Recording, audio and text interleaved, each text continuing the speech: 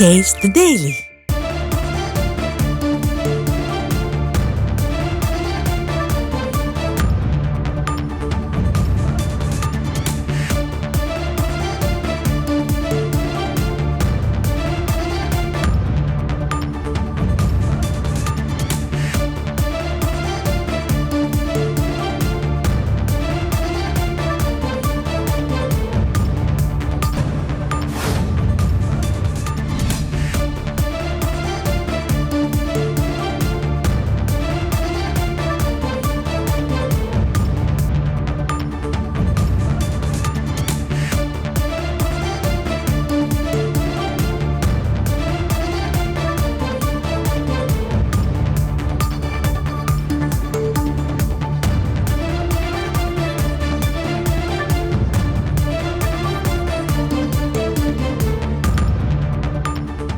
தமிழ்தாய் வாழ்த்து முதலிலும் தேசிய கீதம் இறுதியிலும் பாடப்படுவதுதான் தமிழக சட்டமன்றத்தினுடைய ஆண்டாண்டு கால மரபு எனவும் பொன்விழா கண்ட தமிழக சட்டமன்றத்தின் மரபு எந்நாளும் காக்கப்பட வேண்டும்.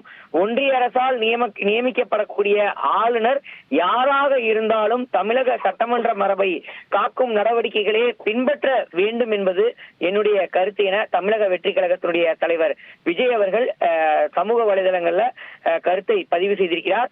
சட்டப்பேரவையில ஆளுநர் உரையை ஆளுநர் மீறியிருப்பது தொடர்பாக தற்போது இந்த கருத்தை முன்வைத்திருக்கிறார். ஒவ்வொரு முறை சட்டமன்றம் கூடும் போதும் மரபு சார்ந்த செயல்பாடுகள்ல ஆளுநருக்கும் அரசுக்கும் இடையே மோதல் போக்கு உருவாவது தொடர்கதையாகி வருவதாகவும் ஜனநாயகத்திற்கு இது நல்லதல்ல எனவும் இந்த போக்கு கைவிடப்பட வேண்டும் எனவும் மக்கள் பிரச்சனைகள் குறித்தான விவாதங்களே இடம்பெற வேண்டும் என அவர் குறிப்பிட்டிருக்கிறார். ஆண்டின் முதல் சட்டமன்ற கூட்டத்தொடர் தொடங்கி இருக்கக்கூடிய நிலையில இந்த நிகழ்வுகளை உடனுக்குடன் மக்களுக்கு கொண்டு சேர்க்கக்கூடிய நேரலையை ஒளிபரப்பை நிறுத்துவதை ஏற்றுக்கொள்ள முடியாது என குறிப்பிட்டிருக்கக்கூடிய அவர் சட்டமன்றத்தில் ஆளுங்கட்சி மற்றும் எதிர்கட்சிகளுக்கிடையே ஜனநாயக முறையில நடைபெறக்கூடிய விவாதங்களை வெளிப்படையாக தமிழக மக்கள் தெரிந்து கொள்வது அவசியமானது எனவும் எனவே சட்டமன்ற நிகழ்ச்சிகளை முழுவதுமே எந்தவித இடையூறும் இல்லாமல் நேரலையில் ஒளிபரப்பு செய்ய வேண்டும் என தமிழக அரசை வலியுறுத்துவதாகவும் தமிழக வெற்றி கழகத்தினுடைய தலைவர் விஜய் அவர்கள் சமூக வலைதளத்தில் தற்போது கருத்தை பதிவு செய்திருக்கிறார்.